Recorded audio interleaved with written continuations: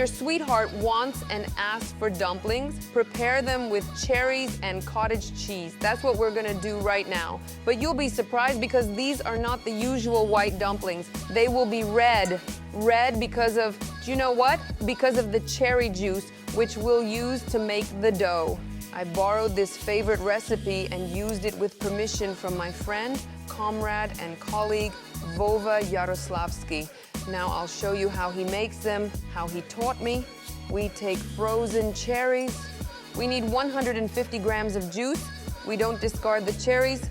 We'll serve them later as a complement to the side dish, as a cherry sauce for the dumplings. Okay? We put it on the heat. We don't just heat it, we bring it to a boil. Meanwhile, please prepare 175 grams of flour. That's about 3/4 of a cup, okay? A pinch of salt is a must and a little bit of sugar. Here, 1 tablespoonful for this amount. We wait until it boils. In the meantime, please prepare a spoon or a wooden spatula to mix directly. You can also prepare the filling. Take cottage cheese. If you like raisins, add raisins. And add some sugar to the filling, 3 tablespoonfuls. We mix it well. If your cottage cheese is too dry, we'll see it now while mixing. You can add an egg yolk. A little bit of salt is a must. My juice is boiling. In one motion, we pour in all the flour. We take it off the stove and mix it away from the heat. We don't need the fire anymore. While it's hot, we mix it directly in the saucepan in the pot. Then we put it on the board and knead it by hand. It's still a bit hot, but with the sides of your palms, you can work with it.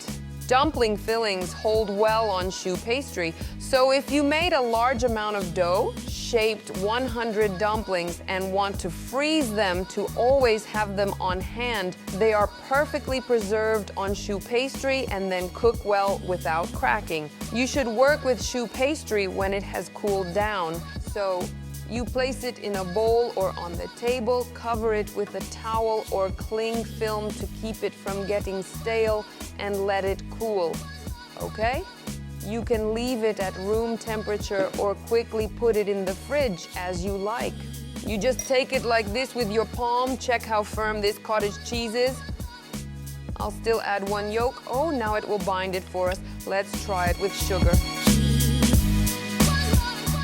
All right, the filling is ready. 15 minutes have passed. Let's roll out our dough. It can remain slightly warm. It'll quickly cool down on the surface now. Just lightly dust the surface. We call it dusting or sprinkling. Don't add too much extra flour. We absolutely don't need it. We flatten our dough ball and roll it out. Maybe just grease the rolling pin. How to roll it out properly. We go from the center to the edges, right? From the center to the edge. From time to time, I lift it to make sure the dough hasn't stuck to the surface. Literally about 2 to 3 millimeters thick. You flip it over, position it in a way that's comfortable for you, my dear boss. Almost transparent, right? Now you can start making dumplings for your sweetheart. We take a glass and cut out circles for dumplings. This dough was kneaded well, rolled out again, and used for dumplings. It isn't thrown away, it works great again. And now we add the filling, taking a few raisins to make sure they are included. So like this, when you take it, you can press with a spoon and help with your fingers. Okay, we dust our hands a little with flour. We start pinching the edges like this from the edge. At first, we just seal them together, okay? It's important for this skirt, that's what I call this ruffle, to be very thin. So this part has to be super thin. We need to flatten these 2 layers of dough nicely. You take with these fingers the thumb and index. Direct the tip with your thumb and guide with the pad of your index finger. 1 movement, and as if you've tucked it here. Hop! A new one appeared. You can also take it and squeeze it, and you'll see that the picture will be different. 1, 1, 1, 1. And it turns into a kind of weaving. Look, from this side, it's like a half sun, and from this side, it's like a little dinosaur. Such a dinosaur comb. A porcupine. Exactly. While I'm doing the sculpting, I need to set the water. And in the meantime, let's immediately prepare our sauce with the remaining cherry. So look, you take cherries, About 3 tablespoons with the juice that's left. Then you add a tablespoonful, no more, of sugar.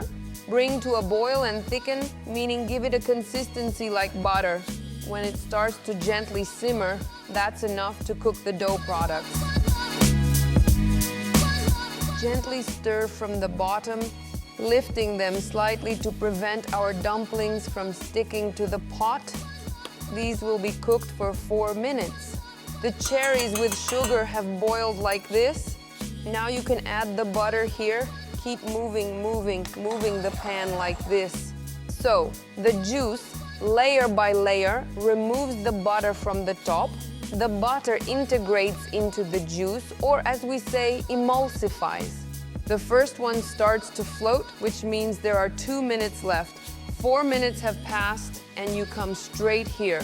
Each dumpling needs to be dipped. We take a plate, hoping at least one won't fit on the plate, and eat it immediately. Everything as I planned. One simply didn't fit on this plate, so I really didn't want to, but I have to taste it.